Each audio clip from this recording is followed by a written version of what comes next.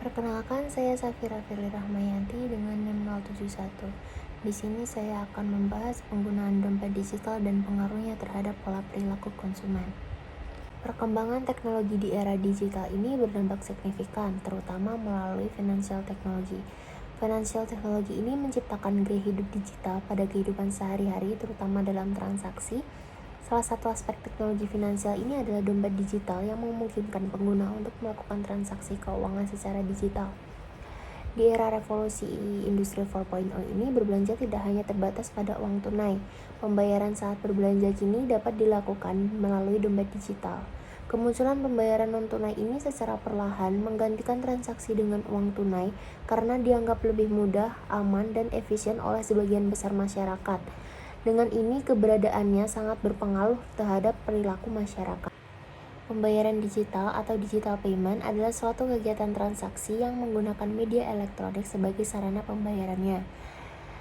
Dalam sistem pembayaran dompet digital, pengguna dapat melakukan transaksi secara online maupun offline. Proses pembayaran dompet digital ini dijamin keamanannya karena pengguna harus memasukkan PIN saat akan melakukan transaksi dan kode OTP yang akan dikirimkan melalui SMS. Penggunaan alat pembayaran elektronik ini telah diatur dalam Peraturan Pemerintah Bank Indonesia Nomor 26 PBI tahun 2018 mengenai uang elektronik.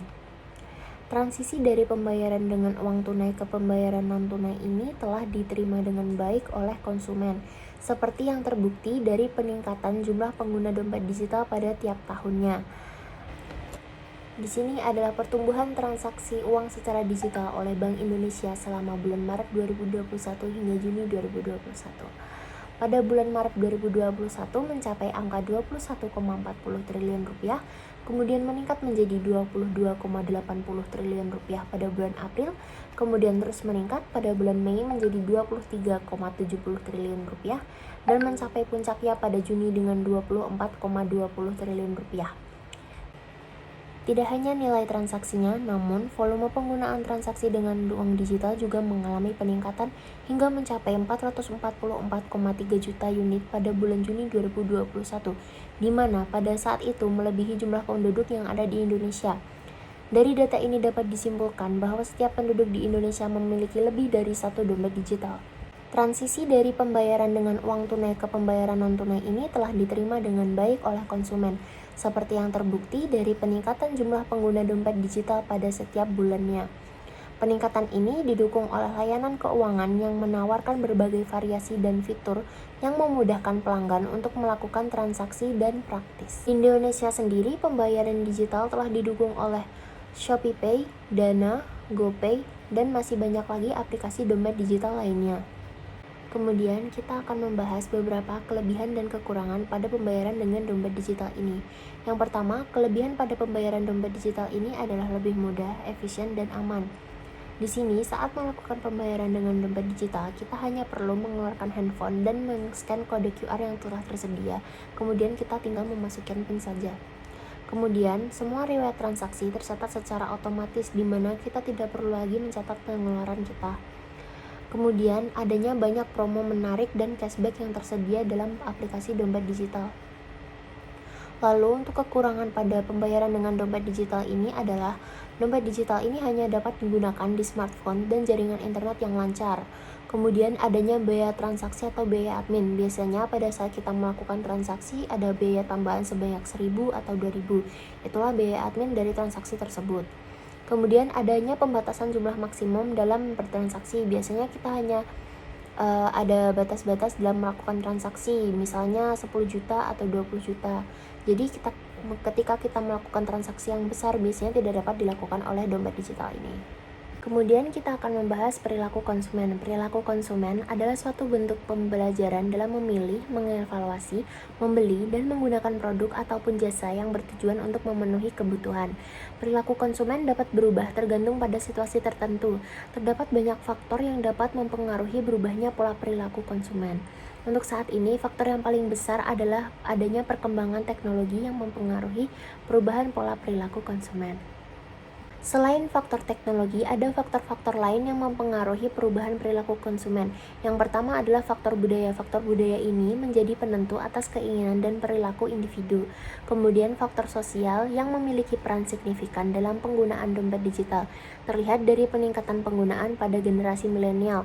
Misalnya, kalau teman kita pakai dompet digital, kita jadi pengen ikut-ikutan untuk pakai dompet digital juga, atau kalau enggak di lingkungan sosial kita pada pakai dompet digital, jadinya kita pakai dompet digital juga sih. Terus faktor pribadi, keputusan pembelian dapat dipengaruhi oleh elemen-elemen pribadi seperti gaya hidup, usia, kondisi ekonomi, dan kepribadian. Kemudian yang terakhir adalah faktor psikologis. Ini yang mencakup persepsi yang dimiliki oleh setiap konsumen. Biasanya karena mereka mempunyai persepsi menggunakan dompet digital ini mudah, jadi mereka memilih untuk menggunakan dompet digital.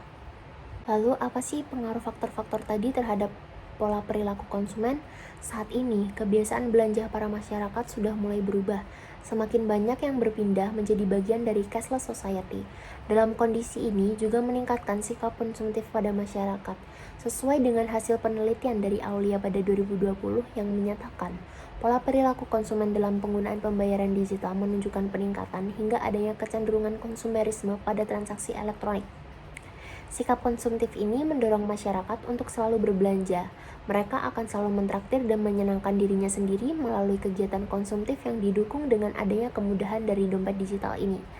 Dalam kondisi apapun, konsumerisme akan selalu bergeliat. Meskipun pada saat mengalami kesulitan ekonomi, beberapa masyarakat akan tetap menggunakan uang mereka untuk berbelanja. Adanya dompet digital ini terbukti dapat mengubah gaya hidup sebagian masyarakat. Pemakaian dompet digital ini meningkatkan perilaku konsumtif dan tidak adanya kontrol biaya.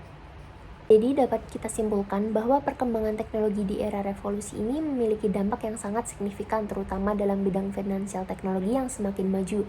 Kemunculan pembayaran secara digital ini mempengaruhi banyak aspek dalam masyarakat Indonesia. Hal ini tercermin dalam terbentuknya masyarakat tanpa uang tunai atau cashless society, mengubah gaya hidup, meningkatkan sikap konsumtif, dan berbagai perubahan lainnya.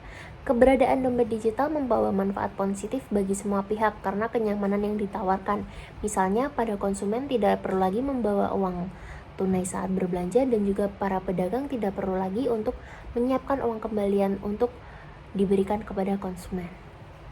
Sekian dari saya, kurang lebihnya mohon maaf dan terima kasih.